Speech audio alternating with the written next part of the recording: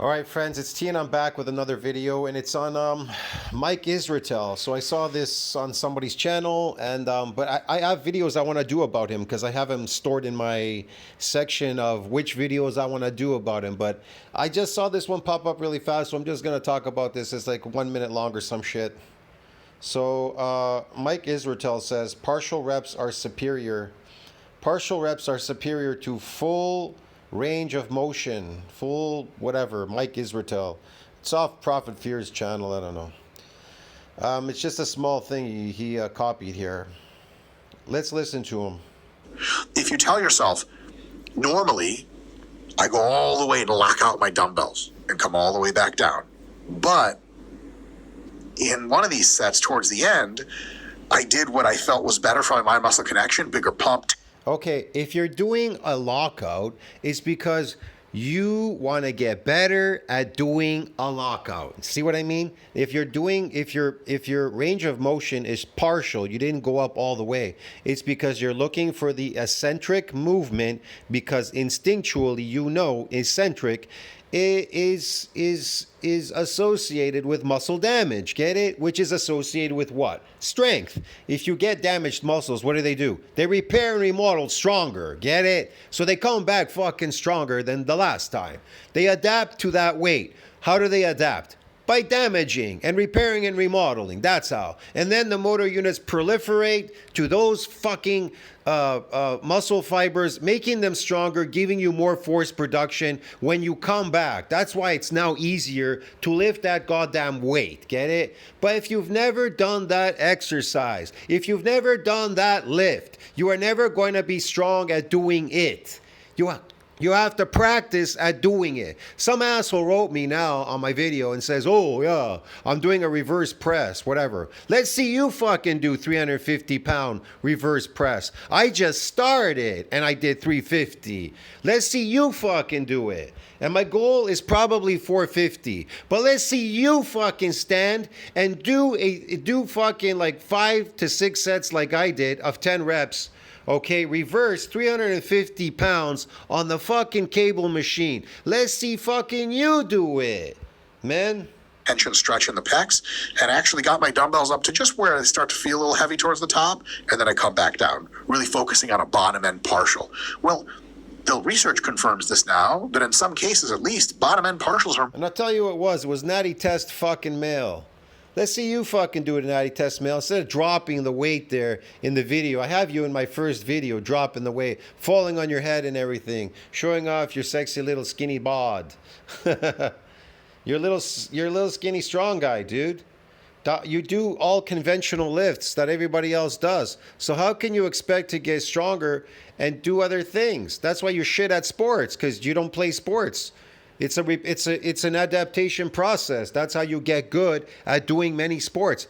I bet that you can't even do fucking gymnastics. I can, because I took gymnastics. So I can fucking do those things in gymnastics, the pommel horse and everything. But you're too weak to do any of those things. Wanna know why? Because you never got an adaptation. You never did them. So how the fuck could you be strong at them if you never did gymnastics, bro? It's like this. If you've never done the cable machine in reverse, then how the fuck would you know if you're good at it or not, or if you got an adaptation? You never did, because you never fucking did it. See what I mean? If you want to build muscle, you build muscle through adaptations, yes, but you're all tapped out in the gym. You're all adapted to your weights and your fucking exercises. So you're getting a zero. That's why you're all complaining about your weight. You're lifting something heavy. Maybe 1 or 2 things or 3 things you're good at doing in the gym you guys are really good at, but guess what? You're adapted, man. So how the fuck could you get another adaptation? If you're doing the exact fucking things over and over and over again, forever, endless, perpetual hell like Blaha.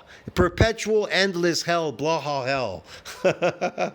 He's just wearing his body out now. Look, if you're adapted to the stuff that you're doing, there's no more adaptations. What are you doing? Wearing your body out. You're going to become sarcopenic like fucking Blaha. Your knees and everything going to get skinny legs. You're going to have droopy skin and everything. You're going to look like Blaha, aged and sarcopenia'd, like 20, 30 years ahead of your age, bro. Get it? More effective.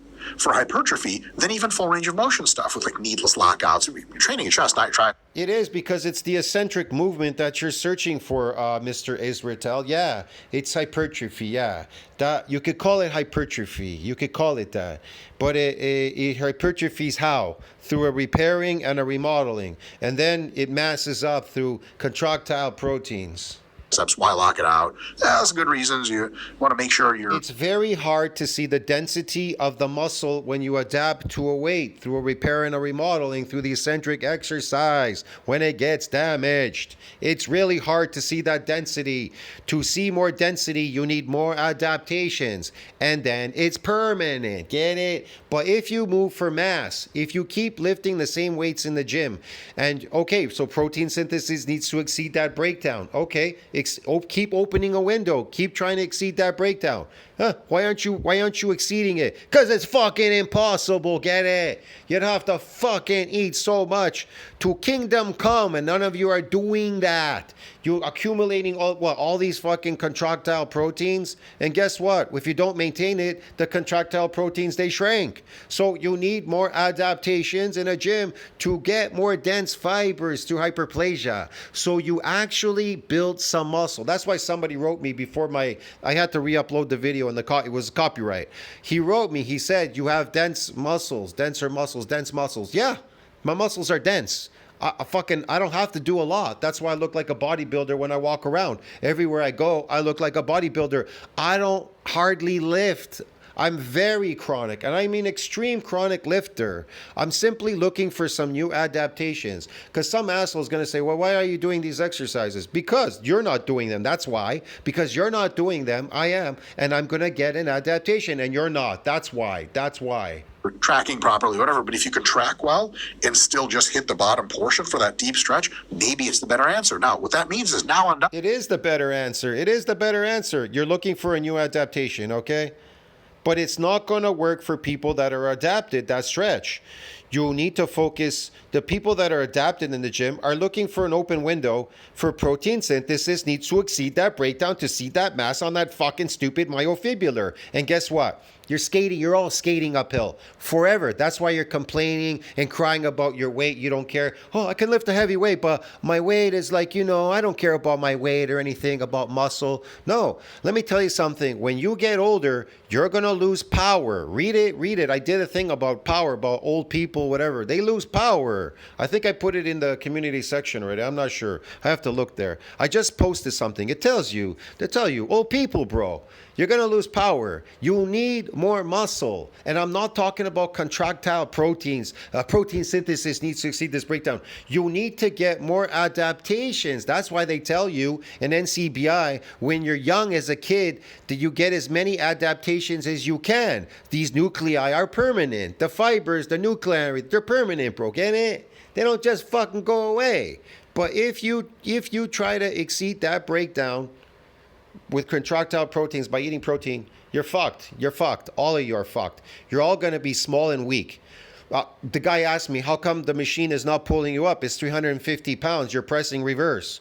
Because I weigh 250. I'm a solid 250 right now. But if I go up more in density, if I can get more dense, maybe up to, 260, maybe even 270. I'm not sure. In my old age, I don't know what I could get up to with a new adaptation. Maybe, yes, definitely 450 would be easier to press down for me. It won't pull my body weight up because I'm dense. I'm heavy. Like a rock. You have a rock, it weighs less, one weighs more. Why? Because the density of the rock is heavier than the other one. The mass is very light. Dumbbell presses, because you discovered that enhancing. That's why bodybuilders look good, because they move for mass. They move for mass, not density. They move for mass, sarcoplasmic and all that bullshit, and some contractile protein. It's all shit in the end. It's all garbage. Mind-muscle connection gives you a different technique. That in the next set should be your new different technique that you now do for all of the dumbbell presses in the rest of that exercise in the session and week and month and year. No, Israel, not if you're adapted. If you're adapted, it's not going to work, bro. Here, because you've actually just discovered a superior technique. A lot of people, they discover a new superior technique because they've never done it before. Here's the problem. They're just uninventive. They're not smart to think about these things. They don't understand what an adaptation is or adaptation process is. They don't understand. They don't get it in their head. They don't understand. They call it newbie gains. Yeah, okay. Now that you got your newbie gain, you're adapted, right? Okay, time to get what? More new adaptations. Duh. Hello. Not stay there stagnated like some asshole forever. People say, like, yeah, man, like when I start to fudge my technique, I actually feel it more. Well, then you should be doing that to begin with, and that should be your good technique. Your best technique. No, it shouldn't. No, it shouldn't be just this is your best technique at doing something. Getting good at lifting weights is not the goal. The goal is to get more adaptations that make you good at doing those exercises. And that's it. You get more muscle fibers, a different range of a muscle fiber. There are numerous muscle fibers in your body. If you haven't tapped into all of them, these hybrid muscle fibers, there's more than one type of type 2 muscle fiber. They're called hybrid fibers. If you haven't tapped into them for a new adaptation, then how the fuck would you know? See what I mean? Here's the thing. If you're already good at a lot of presses that you're doing, it's time to get some new adaptations. Get it? You'll still be good at doing these presses and bench presses and whatever else fuck you people are doing in the gym. But guess what? You'll get some new adaptations and those lifts will be even easier. You won't have to bounce them off yourself. You can actually lift them up with real strength. Yeah, man. I'm not fucking joking. Something you want to find and focus on it no matter what. Everything else layers on top of it. Everything begins with good technique. What you call good technique. I don't know about it's not about technique. It's about getting a new adaptation. You understand me? It's not about, I'm technical, I got technique. Has nothing to do with that. Can change over time. As your mind-muscle connection and your awareness of how joints are affected. Has nothing to do with range of motion. It has nothing to do with technique. It has nothing to do with that. It has everything to do with getting a new adaptation. That's it. That's it.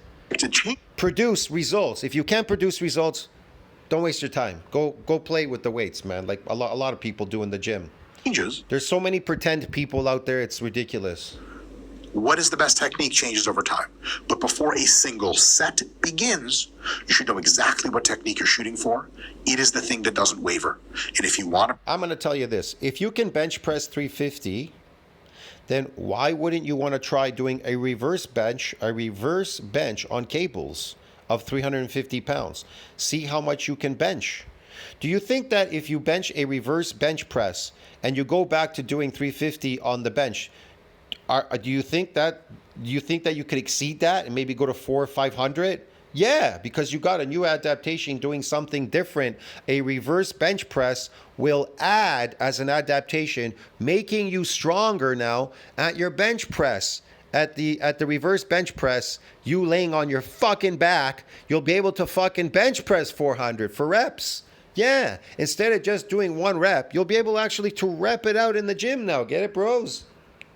Push closer to failure, toughen up, and do it with good technique. And if you want to go beyond failure, take the weight stack, drop it from 110 pounds to 80 pounds, crank a few more reps. That's beyond failure.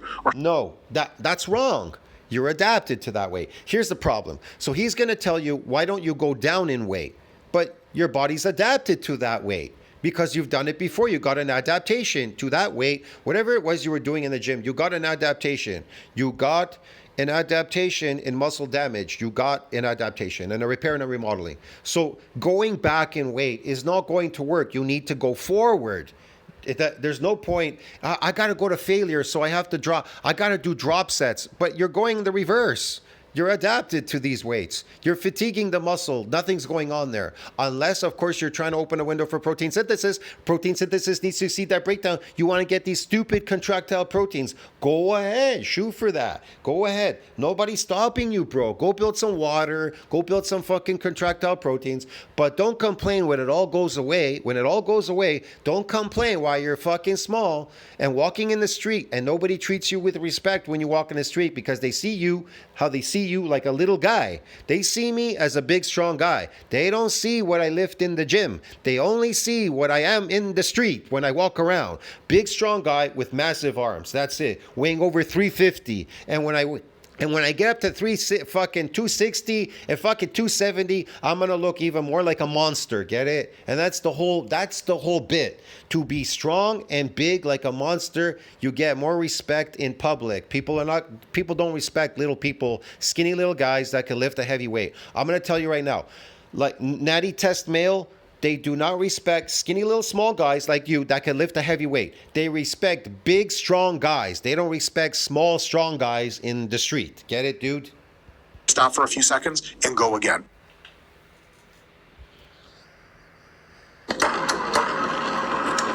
There you go. So that was the end of that video, man. I don't know. That was Mike Israetel.